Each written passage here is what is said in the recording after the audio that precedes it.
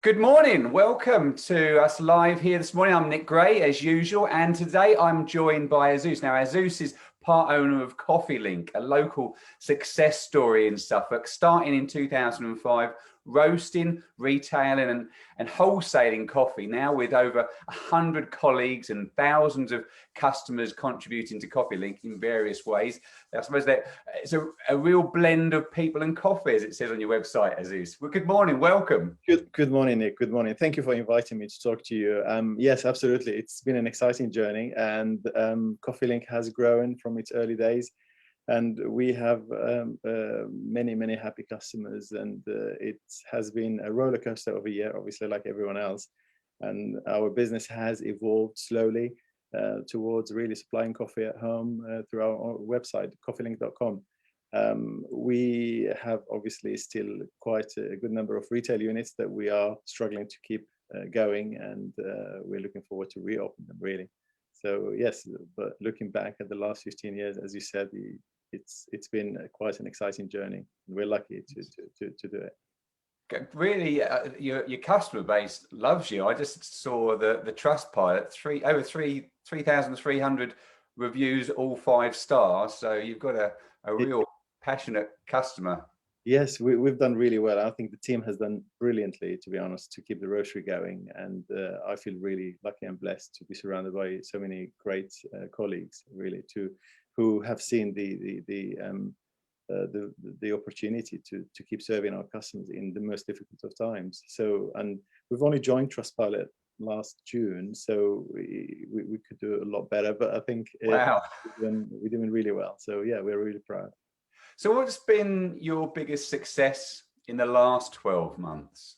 I think the last 12 months have been really an amazing mixture of feelings between, anxiety and fear and just really wanting to keep going for the sake of our families, colleagues, customers. The best success, I think, is realizing that the team that we have is really great and brilliant, and it's a collection of amazing people who really just want to keep going. And also realizing that family is a key thing, with all its ups and downs. It's the anchor of everything, really, for me personally. And so yes, success, I think, is to see our customers happy. I think that's probably another driver, really, for us to keep going, because when you see what you do is making people happy and it's working, then it gives you a great deal of satisfaction. Yeah, well, definitely. I think making people happy, if you can put a smile to people's face every day, then that's a great thing. But also, when you mentioned there about family, and I think that's a big realization for so many people globally, isn't it? How important family is when they haven't been able to go to work. They've realized that perhaps they could have been spending more time at home, and that life balance is more important than ever to so many people.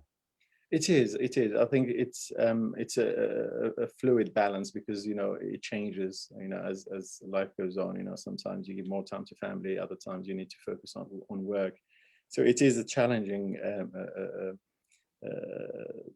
thing to do, like everyone else, I think. But during the pandemic, I think everyone went sort of inwards, really trying to look at the core of what we do, whether it's family or business, and there was a lot of reevaluating. So it just made us really more aware of our reason for doing things, and family is a big reason, I guess.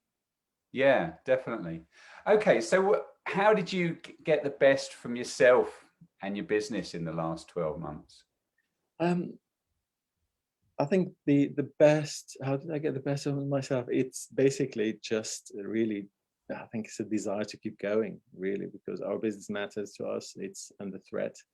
And we are just really looking for ways to keep serving our customers. Our retail units are struggling. Well, they're closed, most of them. And it's just a matter of trying to reach out to our customers and serving them in the best way we can. And our customers have been amazingly supportive. And for me, I think that's a huge deal. And I noticed something recently, that you're a valued supplier of the co-op for your coffee. So and that's been something that you've been involved in for a while, is it? Yeah, I mean, the co-op we've been supplying them for about 10 years now, and it's again, it was a fantastic experience because we were the number two in a way, out of choice, but we just happened to produce coffee locally, and they like that, and they're quite genuine in their local producing scheme. So they genuinely support local producers. So you could have a product and manufacturer in Suffolk, and they will listen to you. They will put it on the shelf, and if it does well, it does well. If it doesn't, they'll give you a try. So we started with a lot more lines, but now we narrowed it down to the good sellers. But they've been amazing, really. They've been really good company to work with, and they are genuinely supportive of smaller businesses. Yeah, that's really good relationship. Now, having had a conversation with you before, I know you're an educated man. What's been your biggest learning this last year? I think probably the biggest, I think just under when you're faced with adversity, I think I try and stay calm. So try and really take it one day at a time while keeping focus on what we want to achieve.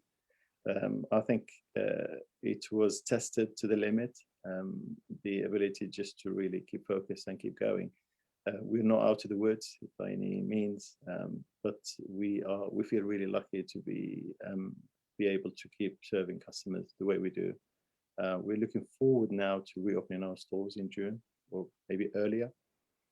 And yes, I feel, as I said, lucky to be able to do what we do, but it's been difficult. That's and that's a key thing is when any successful business has that key focus on what their purpose is or what the vision is, and and where they're heading. I guess that's what you're referring to there.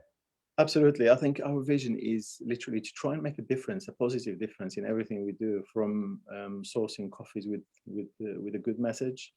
We look for producers who don't deforest, for example. We've started this journey well before the pandemic.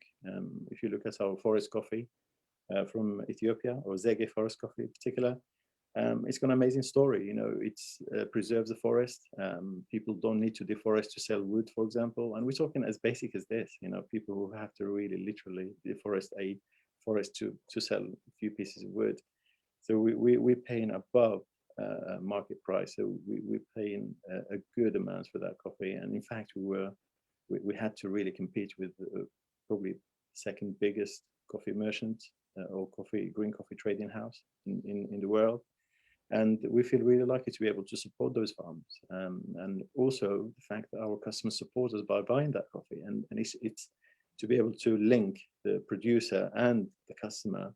It's a really nice way of doing it. So it's an environmental message, and it's also a social message. The good coffee can do in the community. Really good. Oh, that's amazing, because you see so many, just watching David Attenborough again last night, there's always a negative message, but it's good that he's educating us. But it's good to see that you turn the tide with the forest, that that there's a positive thing happening there. That's an amazing story. Yeah, it is. I mean, anyone can check it. Zege Forest in Ethiopia. It's a small forest, and it's surrounded by a huge lake, the biggest in Ethiopia. And it's been decreasing for many years and shrinking. And I feel really excited that we can actually contribute in a small way to keep it going by supporting farmers. And the farmers happen to be smallholders. So again, we're not talking about big, massive farms, vineyard-style farms. We're not talking about, say, Brazilian or Colombian style farms. We're talking about smallholders. Some farmers would bring 2 sacks.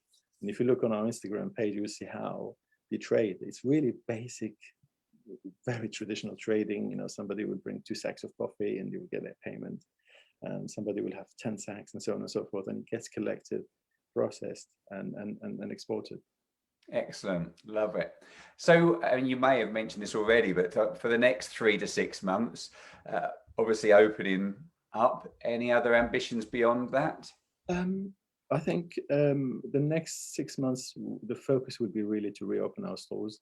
So fingers crossed for the numbers look good for the virus, and I really hope that we can start reopening our stores. It's so important for to make sure that we fulfill our obligations. The rent, the team. We've kept the majority of the team on furlough, which has been amazingly supportive, and a great scheme to keep everyone employed.